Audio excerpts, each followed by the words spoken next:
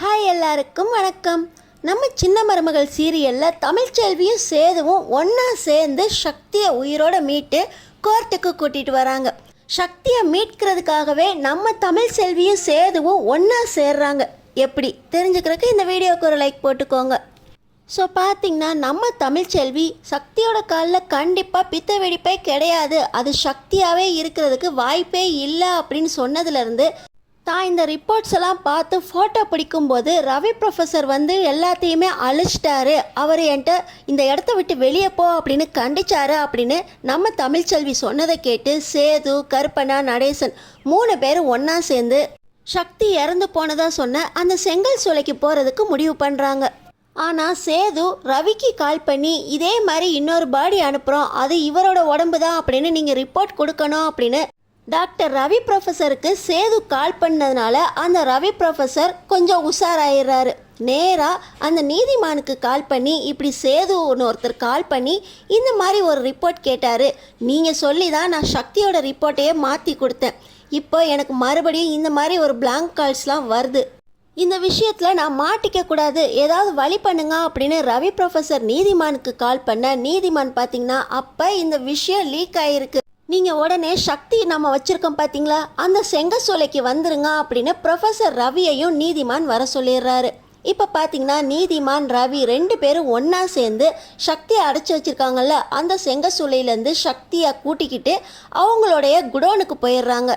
இன்னொரு பக்கம் நம்ம சேது, நடேசன் அண்ணா, கருப்பண்ணா 3 பேரும் ஒன்றா சேர்ந்து வர வழியெல்லாம் ஒரு சில கடைகளில் முந்தா நாளுக்குள்ளே சிசிடிவி ஃபுட்டேஜ் உங்கள்கிட்ட இருக்கா அப்படின்னு கேட்டு எந்தெந்த கார்லாம் எந்த டைமுக்கு போயிருக்கு, அப்பாவோட கார் எந்த டைமுக்கு வந்து எப்போ போயிருக்கு அப்படின்னு எல்லாத்தையும் ப்ரூஃபாக வாங்கிக்கிட்டு அங்கேருந்து செங்கசூளைக்கு போகிறாங்க. அதுக்குள்ளே இந்த நீதிமானும் சக்தியை இழுத்துக்கிட்டு அவரோட குடோனுக்கு போயிட்டாரு. இவங்க கார் இப்போ தான் இந்த பக்கம் போயிருக்கு, அந்த கார் அப்படி பாஸ் ஆனது தெரிஞ்ச உடனே சேதுவுக்கு ஒரு சந்தேகம் வருது, இந்த அன்டைமில் எதுக்கு கார் நம்ம முன்னாடி பாஸ் ஆகுது அப்படின்னு. இப்போ சேது என்ன பண்ணுறாரு, அந்த காரையே விரட்டிக்கிட்டு போகிறாரு. இப்போ தான் நம்ம தமிழ்ச்செல்வி அந்த நீதிமானோட கார் டிக்கியில் உக்காந்துருக்கிறத பார்க்குறாங்க. நம்ம சேது, ஏய் அங்கே பின்னாடி உட்காந்துருக்கிறது தமிழ் மாதிரி இல்லை, இப்படி மாசமாக இருந்துக்கிட்டு டிக்கியில் உட்காந்துட்டு இவ என்ன பண்ணுறா, இவளுக்கு எதுக்கு இந்த சிஐடி வேலை அப்படின்னு தமிழை நம்ம சேது திட்டிக்கிட்டு அந்த காரை சேஸ் பண்ணிக்கிட்டு இருக்காரு. இப்படி சேது சேஸ் பண்ணுறது தெரிஞ்சுக்கிட்டு நீதிமானும் அந்த டாக்டர் ப்ரொஃபஸரும் வேகமாக காரை ஓட்டிகிட்டு போக ஒரு காட்டுப்பாதைக்கு நடுவில் இருக்கிற பங்களாவுக்கு நீதிமானோட கார் போயிடுது. வேகமாக சக்தியை இழுத்துக்கிட்டு உள்ளே போக நம்ம சேது எங்கே இருக்காருன்னு தெரியாமல் என்ன பண்ணுறதுன்னு யோசிச்சுக்கிட்டே இப்போ தமிழுக்கு கால் பண்ணுறாரு. தமிழ் ஃபோனை எடுத்து அந்த கார் இந்த தடத்துல தான் வந்துச்சு, நாங்கள் இங்கே தான் இருக்கோம், வந்துருங்க அப்படின்னு கருப்பண்ணாவுக்கு பதில் சொல்கிறாங்க. கடைசியில் இவள்கிட்டலாம் உதவி கேட்குற மாதிரி ஆயிடுச்சு அப்படின்னு சேதுவுக்கு ரொம்ப கோபம். இருந்தாலும் இப்போ பங்களா இருக்கிற இடத்துக்கு நம்ம வந்தாச்சு, இந்த தமிழை முதல்ல காப்பாற்றணும் அப்படின்னு சேது முடிவு பண்ணி அந்த காட்டு பங்களாக்குள்ளே போயிடுறாங்க. நீ எதுக்குடி இங்கே வந்தா அப்படின்னு நம்ம தமிழ்கிட்ட சேது கேட்க, நான் ரிப்போர்ட் பார்க்கும்போது ரவி ப்ரொஃபஸர் எதுக்கு அங்கே வந்து என் ஃபோனில் இருக்கிறதெல்லாம் அழைச்சாரு அப்படின்னு எனக்கு சந்தேகம் வந்துருச்சு, அதுக்காக தான் ரவி ப்ரொஃபஸர் வீட்டுக்கே நான் அங்கே போனேன். பார்த்திங்கன்னா அவரோட பொண்ணை கடத்தி வச்சுருக்கானா இந்த நீதிமான், அதுக்காக தான் இந்த நீதிமான் பேச்சை கேட்டுக்கிட்டு அவர் பொண்ணுக்காக அவர் ரிப்போர்ட்டை மாற்றி கொடுத்துருக்காரு. அப்போ செத்தது சக்தி இல்லைன்னு எனக்கு முடிவு வந்துருச்சு. அந்த நேரத்தில் தான் நீங்கள் என்னோடய ப்ரொஃபஸருக்கு கால் பண்ணீங்க, இவங்களுக்கு அது சந்தேகமாக இருக்க இவர் நீதிமானுக்கு கால் பண்ணார், எல்லாத்தையும் என் ஃபோனில் பியூராக ரெக்கார்ட் பண்ணியிருக்கேன் அப்படின்னு நம்ம தமிழ்ச்செல்வி சொல்கிறாங்க. அப்போ சக்தி உயிரோட இருக்கானா அப்படின்னு சேது கேட்க, சக்தியை அந்த அரசியல்வாதி நீதிமானும் என்னோட ப்ரொஃபஸர் ரவியும் ஒன்றா சேர்ந்து இந்த பங்களாக்குள்ளே கூட்டிகிட்டு போகிறத நான் பார்த்தேன் அப்படின்னு சொல்ல, வா உள்ளே போகலாம் அப்படின்னு சொல்ல, இல்லை இல்லை இதுக்கு மேலே உள்ளே வந்தால் என் வயிற்றில் இருக்க பிள்ளைக்கு ஆபத்து, நான் இங்கேயே இருக்கேன் அப்படின்னு நம்ம தமிழ்ச்செல்வி சொல்கிறாங்க. இப்போ பார்த்திங்கன்னா நம்ம சேது, நடேசன், கருப்பு 3 பேரும் உள்ளே போகிறாங்க. அங்கே பார்த்திங்கன்னா ரவி அவரோட பொண்ணை மீட்டுக்கிட்டு என் வேலை முடிஞ்சிருச்சு சார் அப்படின்னு கிளம்ப, நீ எங்கே கிளம்புற, இப்போ சக்தியோட கேஸ் முடிகிற வரைக்கும் உன் பொண்ணு என் கஸ்டடியில் தான் இருக்கணும், ராஜாங்கத்துக்கு தண்டனை கிடைக்கிற மாதிரி நீ தான் ஒரு ரிப்போர்ட்டில் என்ன சொன்னியோ அதை கோர்ட்டில் வாக்கு மூலமாக கொடுக்கணும் அப்படின்னு நீதிமான் சொல்ல, சார் என் பொண்ணை விட்டுருங்க சார் அப்படின்னு அங்கே ரவி கெஞ்சிக்கிட்டு இருக்க, உன் பொண்ணை விட்டுருவாங்க ஐயா அப்படின்னு சேது சொல்லிட்டு நேராக உள்ள நுழைய அடியாளுங்களாம் ஒன்றா சேர்ந்துக்கிட்டு சேதுவை அடிக்க வராங்க. இப்போ கருப்பண்ணா, நடேசன், சேது 3 பேரும் ஒன்றா சேர்ந்து அடியாளுங்களோட சண்டை போட வெளியே இருக்கிற நம்ம தமிழுக்கு ஏதாவது உள்ள சண்டை கிண்டை நடக்குமோ, நம்ம உள்ளே போனால் நம்ம வயிற்றில் இருக்க பிள்ளைக்கு ஆபத்தாயிரும், ஆனாலும் சக்தியை உயிரோட மீட்டு கொண்டு போனால் தான் ராஜாங்கத்தை காப்பாற்ற முடியும் அப்படின்னு முடிவு பண்ணி ஒளிஞ்சு ஒளிஞ்சு உள்ளே போகிறாங்க.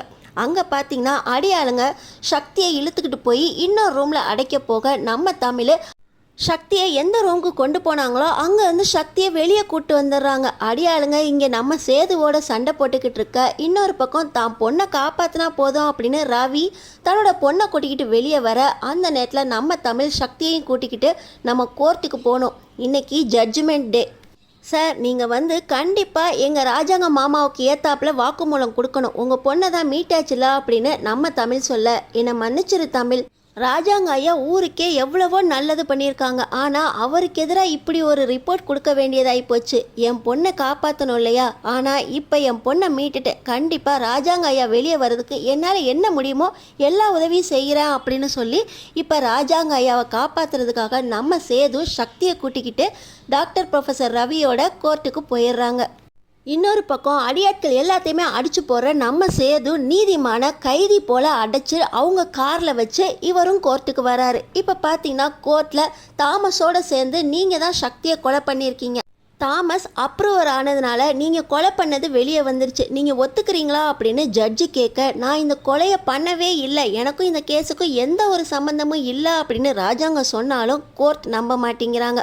உங்களுக்கு 7 வருஷம் கடுங்காவல் தண்டனை அப்படின்னு ஜட்ஜ்மெண்ட் கொடுக்குற அந்த நேரத்தில் நம்ம தமிழ் டாக்டர் ரவியோட உள்ள வந்து, இவர் தான் சக்தி, இவர் உயிரோடு இருக்காரு, இவர் கொலை செய்யப்பட்டதாக தான் ராஜாங்கத்துக்கு நீங்கள் தண்டனை கொடுத்துருக்கீங்க அப்படின்னு நம்ம தமிழ் சொல்கிறாங்க. இன்னொரு பக்கம் டாக்டர் ரவியும் கூண்டில் ஏறி, நான் கொடுத்த ரிப்போர்ட்ஸ் எல்லாமே பொய், அது சக்தியோடது இல்லை, நான் தப்பு பண்ணிட்டேன், என் பொண்ணை கடத்தி வச்சுருந்தாரு அந்த நீதிமான் அப்படின்னு சொல்லி அவர் ஒரு பக்கம் வாக்குமூலம் கொடுக்க, இன்னொரு பக்கம் சேது நீதிமானை தரன்னு இழுத்துட்டு வந்து, இவன் தான் எல்லா பிரச்சனைகளுக்கும் காரணம், அரசியல் சூழ்ச்சினால் ராஜாங்கத்து மேலே இருக்க பொறாமையினால் இந்த எலெக்ஷன்லையும் என்னோட அப்பா தான் ஜெயிச்சிருவாரா அப்படின்னு நினச்சிக்கிட்டு ராஜாங்கத்து மேலே கொலைப்பழியை சுமத்துறதுக்காக இப்படியெல்லாம் நாடகம் போட்டிருக்கான், எல்லாத்துக்கும் காரணம் இந்த ராஜாங்கம் தான் அப்படின்னு நம்ம சேதுவும் நிரூபிக்கிறாரு. எல்லாத்துக்கும் ஆதாரமாக வீடியோ ஆதாரத்தையும் காட்டுறாங்க.